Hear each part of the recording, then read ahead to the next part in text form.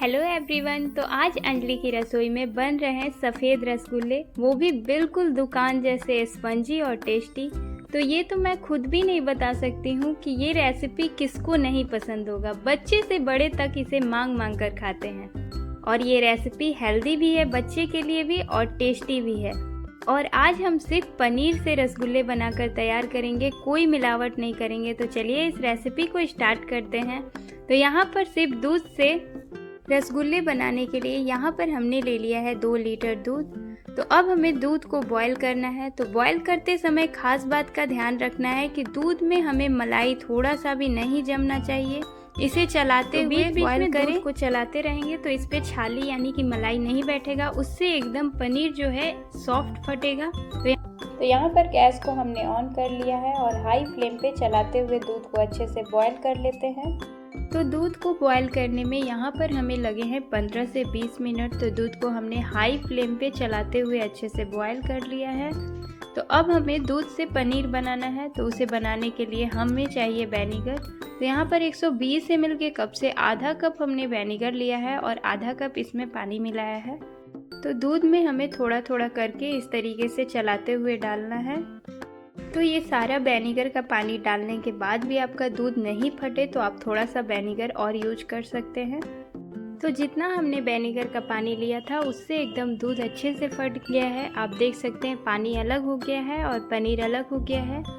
तो इस तरीके से दूध को बॉईल करके फाड़ने से पनीर एकदम देखने से ही कितना सॉफ्ट लग रहा है। तो इसे अब हम छान लेते हैं। तो यहाँ पर हमने एक छन्नी लिया है और छन्नी के ऊपर एक पतला सा कपड़ा रख लिया है। तो कपड़ा में ही पनीर को हम अच्छे से छान लेते हैं। तो थोड़ा थोड़ा हम कपड़ा में इस तरीके से पनीर को रखते हुए छान लेते हैं सारे पनीर को। तो फ्रेंड्स, मैं आपसे एक बात शेयर करना चाहती हूँ कि ये मेरा फर्स्ट वीडियो है। तो अगर मेरा वॉइस थोड़ा भी आपको समझ में आ रहा होगा तो प्लीज़ एक कमेंट ज़रूर करें। तो सारे पनीर को इस तरीके से कपड़ा में रखने के बाद हम थोड़ा थोड़ा पानी डालकर इसे पनीर को अच्छे से धो लेंगे कि विनेगर का खट्टापन इसमें से निकल जाए। तो पनीर को यहाँ पर चम्मच से चलाते हुए अच्छे से धो लेते हैं। उसके बाद इसमें एक्स्ट्रा जो पानी होगा उसे निकाल लेंगे। तो इस तरीके से कपड़ा को पहले हम बंद कर देते हैं और पनीर में जो भी एक्स्ट्रा पानी है इस तरीके से हाथों से दबा दबा कर इसमें से निकाल लेते हैं हम। तो बिल्कुल इसी तरीके से सारे पानी को हम पनीर से निकाल लेंगे। तो पनीर में से जितना हाथ से पानी निकला है उतना हमने निकाल लिया है। अब थोड़ा बहुत इसमें पानी रह गया है तो हम क्या करेंगे कि एक चकला लेंगे और इस पे रख देंगे, या कोई भी आप भारी बर्तन लें जिसे आप इस पे रख दें। पनीर में थोड़ा बहुत अगर पानी होगा वो भी अच्छे से निकल जाए। तो पनीर में जब तक से पानी निकल रहा है तब तक से हम क्या करते हैं कि किचन को साफ कर लेते हैं। और यहाँ पर 1-2 बर्तन भी है, इसे भी हम धो लेते हैं। क्योंकि हम जो वीडियो बना रहे हैं फर्स्ट वीडियो है और हम रात में वीडियो बना रहे हैं, तो मम्मी बोलती है मेरी कि रात में एक भी बर्तन जूठा नहीं रहना चाहिए। तो पनीर से पानी भी निकल जाएगा 5 से 10 मिनट में और हम बर्तन को भी अच्छे से धो लेते हैं। तो बर्तन धोने के बाद अब हम पनीर को चेक कर लेते हैं। तो पनीर से जो भी पानी था आप देख सकते हैं बाहर निकल गया है। पनीर को हमें अच्छे से मैश करना है, उसके लिए हम एक बड़ा सा परात में पनीर को निकाल लेते हैं। तो पनीर से पानी आप निकल गया है और पनीर आप देख सकते हैं सॉफ्ट भी लग रहा है। तो बिल्कुल ऐसा ही पनीर हमें चाहिए। तो अब आती है मेहनत की बारी। पनीर को हमें अच्छे से मैश करना है कि बॉल बनाते समय एक भी क्रैक ना आए। को आपको कम से कम 5 से 10 मिनट तक मिक्स करना है। तो पनीर को मिक्स करने का वीडियो हमारा स्किप हो गया है, उसके लिए हम माफ़ी चाहते हैं। तो यहाँ पर बिल्कुल इसी तरीके से आपको पनीर को मैश कर लेना है। आप देख सकते हैं पनीर देखने से कितना सॉफ्ट लग रहा है क्योंकि हमने इसे अच्छे से मैश कर लिया है। तो बिल्कुल इसी तरीके से हथेली की मदद से पनीर को अच्छे से मैश करके सॉफ्ट कर लें और हमें इसमें कुछ भी नहीं मिलाना है। अगर आपके पनीर में थोड़ा बहुत पानी रह गया है, उससे पनीर एकदम हाथों में चिपक रहा है, तब आप थोड़ा सा इसमें 1 चम्मच कॉर्नफ्लोर डाल सकते हैं। ऐसे आज हम बिना कोई मिलावट के बना रहे हैं सिर्फ पनीर से। यहाँ पर हमने गैस पर रखा है एक भगोना, उसमें हम चाशनी बनाने के लिए चीनी डालेंगे। तो 120 ml के कप से यहाँ पर हम 4 कप चीनी डाल रहे हैं। तो 4 कप चीनी डालने के बाद हम इसी कप से 8 कप पानी डालेंगे।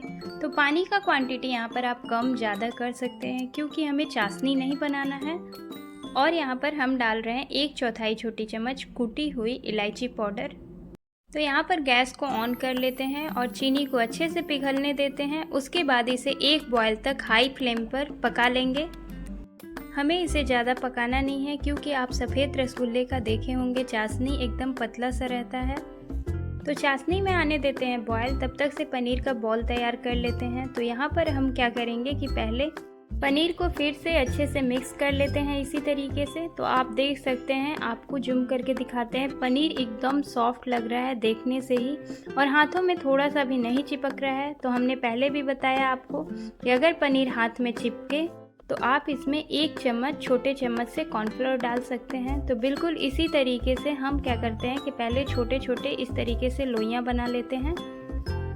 तो सारी पनीर को इसी तरीके से एक साइज में कर लेते हैं। इससे क्या होता है कि रसगुल्ले जो हैं एक साइज के बनते हैं, बड़े छोटे नहीं होते हैं। तो पनीर को हमने एक साइज में कर लिया है। तो अब हम क्या करेंगे कि रसगुल्ले का शेप देंगे। तो इस तरीके से एक एक पनीर के पीसेस को रखेंगे और इस तरीके से हम हथेली की मदद से इसे सर्कल का शेप देंगे बिना क्रैक के। तो यहाँ पर फ्रेंड्स आप लोग को एक बात का बिल्कुल ध्यान रखना है कि बॉल में कहीं से भी कोई क्रैक नहीं होना चाहिए, नहीं तो चाशनी में जाते ही बॉल एकदम फट जाएगा, मतलब आपके रसगुल्ले ख़राब हो जाएंगे। आप सबको अच्छे से बता दे रही हूँ कि बॉल में थोड़ा सा भी कहीं से भी क्रैक नहीं होना चाहिए, तभी आपके रसगुल्ले जो हैं परफेक्ट बनेंगे एकदम दुकान जैसा। तो बिल्कुल इसी तरीके से सारे रसगुल्ले बिना क्रैक के तैयार कर लें। तो यहाँ पर हमने सारे पनीर का बॉल बनाकर तैयार कर लिया है, वो भी बिना क्रैक का। आप देख सकते हैं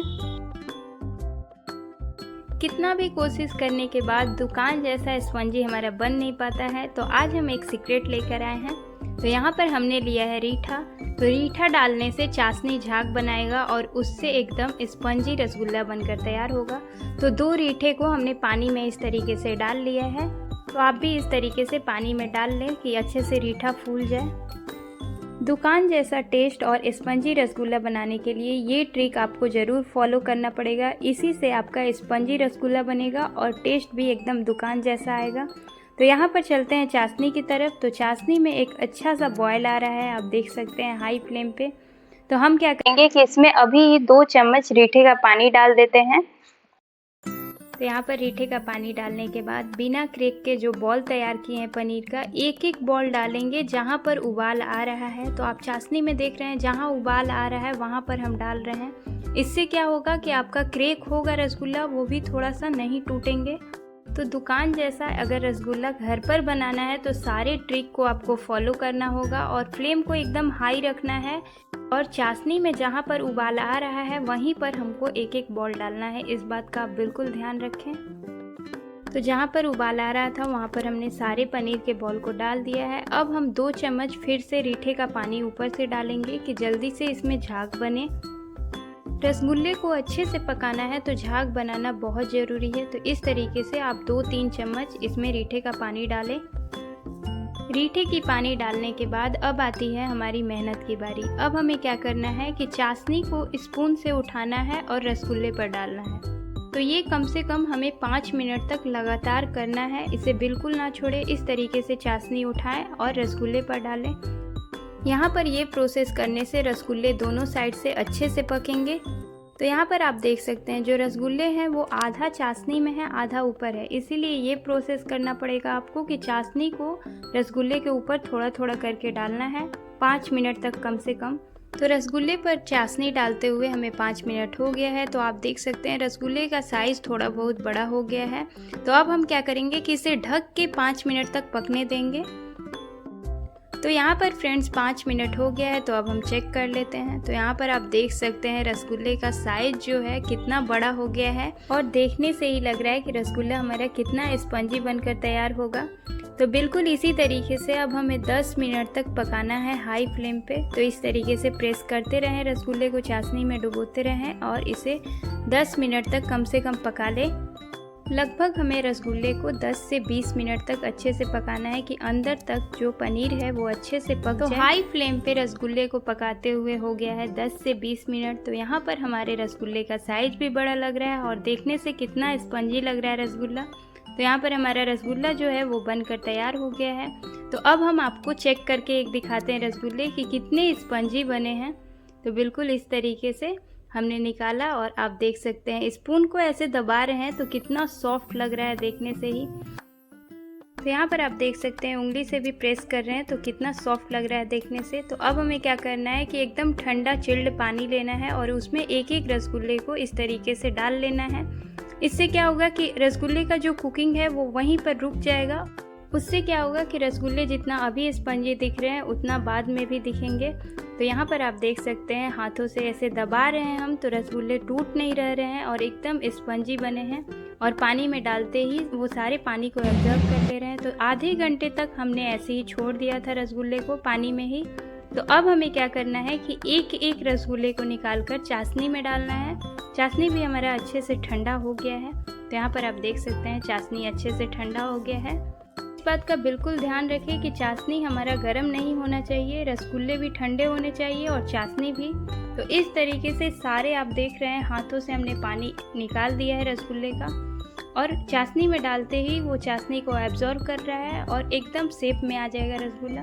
तो यहाँ पर फ्रेंड्स हमने सारे रसगुल्ले को चाशनी में डाल लिया है। तो अब हम चलते हैं सर्व करने के प्रोसेस पर। तो एक रसगुल्ला इस तरीके से निकालेंगे हल्के हाथों से और इसे सर्व करेंगे। तो आप देख सकते हैं कितना सॉफ्ट लग रहा है देखने से ही रसगुल्ला।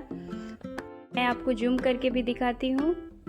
यहाँ पर पूरे 1 घंटे बाद मैं चेक कर रही हूँ, आपको चेक करके दिखाती हूँ कि आप देख सकते हैं हाथों से ऐसे दबा रहे हैं तो एकदम जो चाशनी है वो नीचे गिर रहा है और रसगुल्ले से एकदम चाशनी निकल जा रहा है और रसगुल्ले पर चाशनी डालने पर वो अच्छे से एब्जॉर्ब कर ले रहा है। इससे आपको लग रहा होगा देखने से ही कि रसगुल्ले कितने सॉफ्ट और स्पंजी बने हैं। तो फ्रेंड्स आज का ये फर्स्ट वीडियो मेरा आप लोग को अच्छा लगा हो तो प्लीज़ एक लाइक करें, चैनल को सब्सक्राइब करें, साथ ही में बेल आइकन के बटन को ज़रूर प्रेस करें कि आने वाली हर एक वीडियो की नोटिफिकेशन सबसे पहले आपके पास आए। तब तक के लिए बाय बाय।